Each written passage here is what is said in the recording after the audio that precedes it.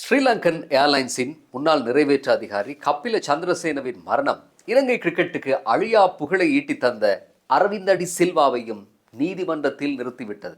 அரவிந்த் அடி சில்வாவும் அவருடைய மனைவியும் நீதிமன்றம் வழியே ஏறி இறங்க தொடங்கி இருக்கிறார்கள். சரி, இது தொடர்பாக விரிவாக பார்ப்பதற்கு முதல் நேற்று உங்களுக்கு தெரியும், முன்னாள் ஜனாதிபதி மஹிந்த ராஜபக்ச லஞ்ச ஊழல் ஆணைக்குழுவுக்கு ஒரு வாக்குமூலம் ஒன்றை வழங்க அழைக்கப்பட்டிருந்தார். நன்றாக கவனிக்க வேண்டிய விஷயம், விசாரணைக்கு அல்ல அவர் அழைக்கப்பட்டது, வெறும் வாக்குமூலம் ஒன்றை வழங்குவதற்காக.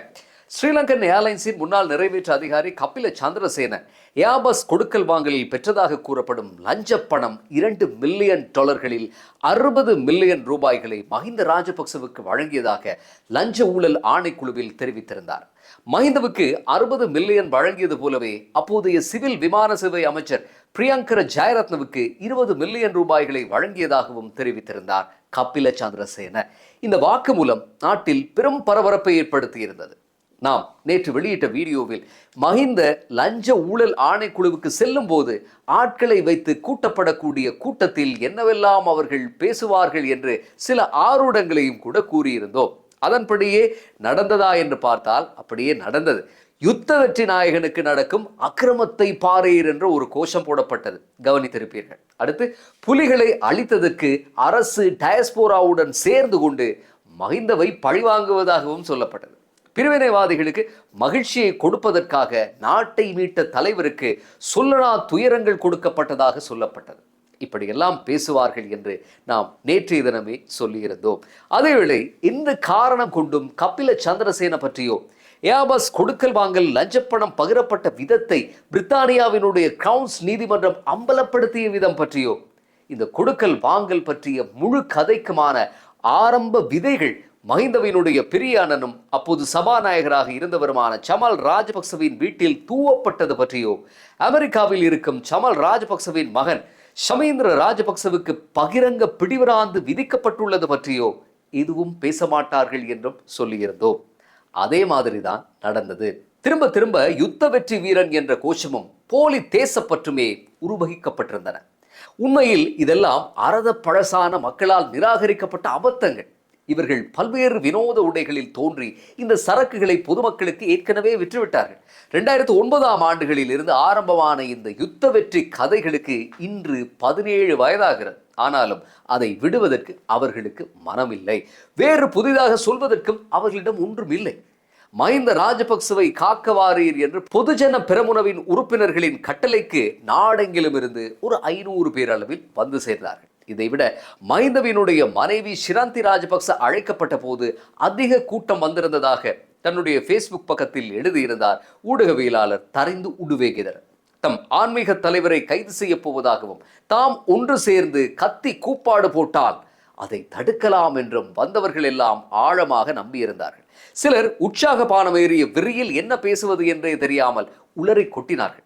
ஆனால் வெறும் 2 மணித்தியால வாக்குமூலத்தை வழங்கிவிட்டு மஹிந்த ராஜபக்ச நண்பகல் 12 மணியளவில் வெளியேறி சென்று விட்டார். கடைசியில் கல்யாண உற்சவம் ஒன்றுக்கு வந்தது போல ஆடி பாடி கொண்டிருந்த கும்பலுக்கு சப்பென்று ஆகிவிட்டது. இதில் பலர் காலை 5 மணிக்கு எழும்பி தொழிலுக்கு போகாமல் செவிப்பறை கிழிந்து தொங்கும் அளவுக்கு சிங்கள பைலா பாட்டு போடும் பஸ்களில் வியர்த்து விறுவிறுக்க ஏறி அடிபட்டு மிதிப்பட்டு கொழும்பு வந்து சேர்ந்து மழையில் நனைந்து இயற்கை உபாதையை கூட கழிக்கக்கூட வசதி இல்லாமல் அவதிப்பட்டு கிடைத்த மலிவு ஃப்ரைட் ரைஸை சாப்பிட்டு பானத்தையும் ஏற்றிக்கொண்டு மீண்டும் ஊருக்கு போகும் பஸ்ஸில் ஏறி சென்றார்கள். இப்படித்தான் நேற்றைய ஒரு ஜெயவேவா தொண்டனினுடைய அவல வாழ்வு அமைந்திருந்தது. அவனை பொறுத்தவரை நாம் போய் சத்தம் போட்டு ஆர்ப்பாட்டம் செய்யாமல் இருந்தால் இந்த நேரம் மஹிந்த ராஜபக்சவை உள்ளே தூக்கி போட்டிருப்பார்கள்.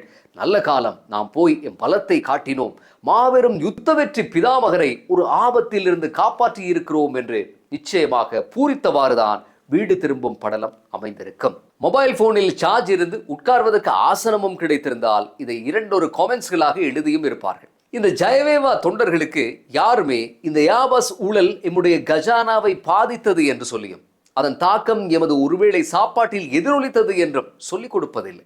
ஸ்ரீலங்கன் ஏர்லைன்ஸ் 2007ஆம் ஆண்டுகளுக்கு முன்னர் லாபகரமாக இயங்கிய கதையையும் மஹிந்த ராஜபக்சவுக்கு ஆசனம் ஒதுக்குவதில் ஏற்பட்ட மனக்கசப்பால் ஸ்ரீலங்கன் ஏர்லைன்ஸின் தலைவராக இருந்த பீட்டர் ஹில் துரத்தப்பட்டு எமிரேட்ஸ் ஏர்வேஸுடனான வர்த்தக ஒப்பந்தம் முறிந்த பின்னர் பல பில்லியன் ரூபாய் நட்டம் ஏற்பட தொடங்கி இன்று கரை சேர்க்கவே முடியாத நிலைமையில் இருப்பதையும் சொல்லிக் கொடுக்க போவதில்லை. இது போன்ற தொண்டர் பட்டாளத்துக்கு அவற்றை தெரிந்து கொள்ள வேண்டிய ஒரு தேவையும் இல்லை.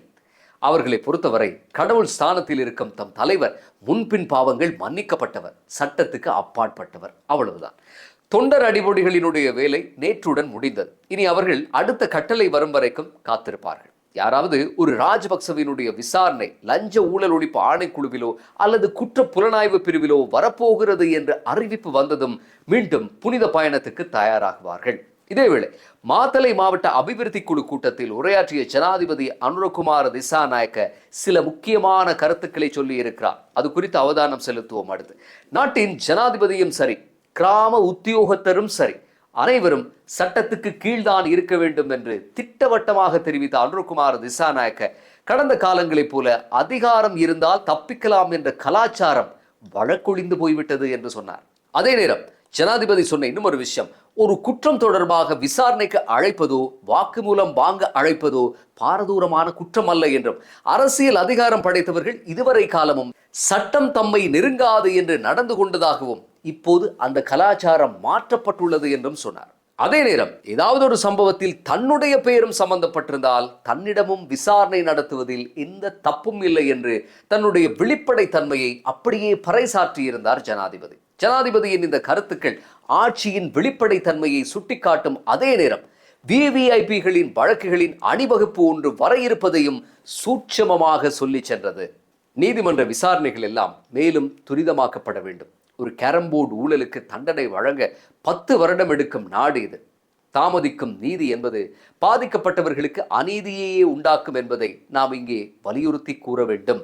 ஆட்சிக்கு 1.5 வருடங்கள் நெருங்கக்கூடிய நிலையில் அனைத்து விதமான வழக்குகளும் ஒரு முக்கிய சந்தியை நோக்கி நகர்ந்து கொண்டிருக்கக்கூடிய நிலையில் சாட்சிகளை பாதுகாப்பதும் ஆதாரங்களை பாதுகாப்பதும் தான் ஒரு அரசாக செய்ய வேண்டிய திருப்பணி.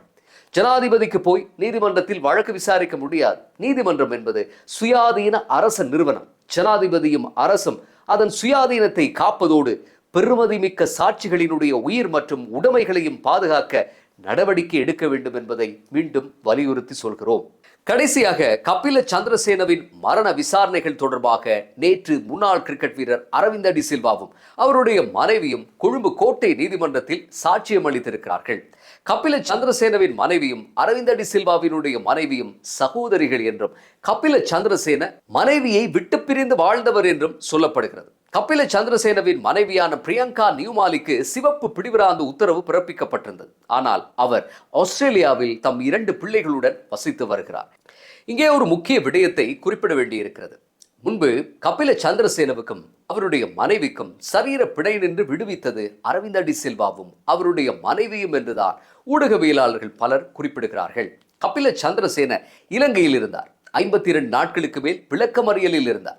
விசாரணைகளை எதிர்கொண்டார். ஆனால் அவருடைய மனைவியோ ஆஸ்திரேலியாவுக்கு சென்று விட்டார். ஆகவே சட்டத்தின்படி பார்த்தால் பிணை நின்றவர்கள்தான் பிரியங்கா நியூமாலி விடயத்தில் பொறுப்பெடுக்க வேண்டும். ஒருவருக்கு பதிலாக பிணை நிற்பது என்பது அவருக்காக முழு பொறுப்பையும் ஏற்பது போன்றது. அப்படி என்றால் அரவிந்த் டி சில்வாவும் அவருடைய மனைவியான பிரியங்கா அனுஷ்காவும் தான் பொறுப்புதாரிகள். ஆனால் அவர்களிடம் அது பற்றி விசாரணைகள் நடந்ததா என்று தெரியவில்லை.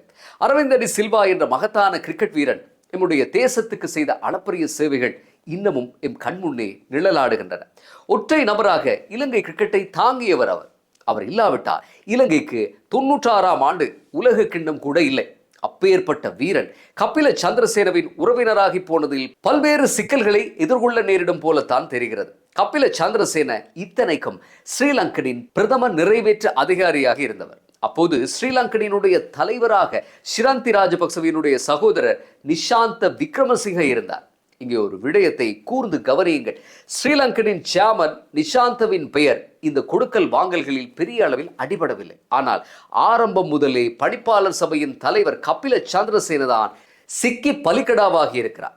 அவருடைய இறுதி கிரியைகளுக்கு மஹிந்த ராஜபக்ச போன்ற அரசியல்வாதிகளும் கோடீஸ்வர பிரமுகர்களும் வந்திருக்கலாம். ஆனால் அவருடைய கடைசி நாட்கள் அரவிந்த் டி சில்வாவினுடைய வீட்டாருடன் தான் கழிந்திருந்தன.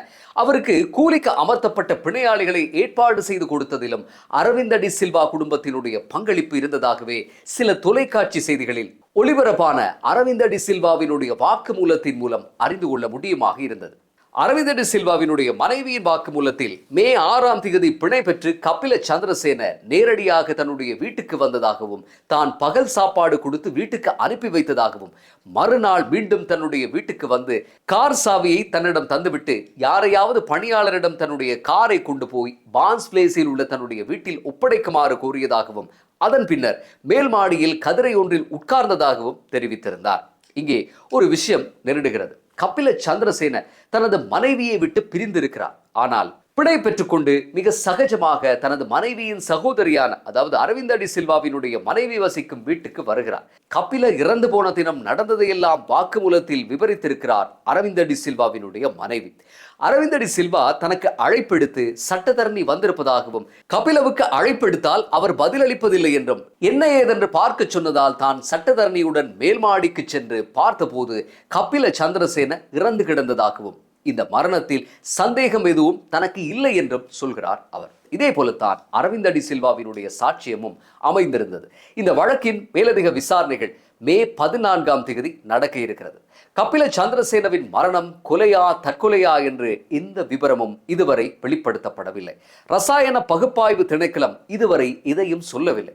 இந்த வழக்கு விவகாரத்தையும் சாட்சியங்களையும் பார்க்கும்போது குழப்பமாக இருக்கிறது. கபில சந்திரசேன இறப்பதற்கு முந்தைய இரவு கடும் மன அழுத்தத்தில் இருந்ததாக சொல்கிறார் அரவிந்த டி சில்வா.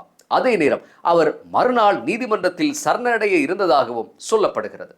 மேலதிக விசாரணைகளே இந்த வழக்கினுடைய போக்கை தீர்மானிக்கும். மீண்டும் அடுத்த பதிவில் சந்திப்போம்.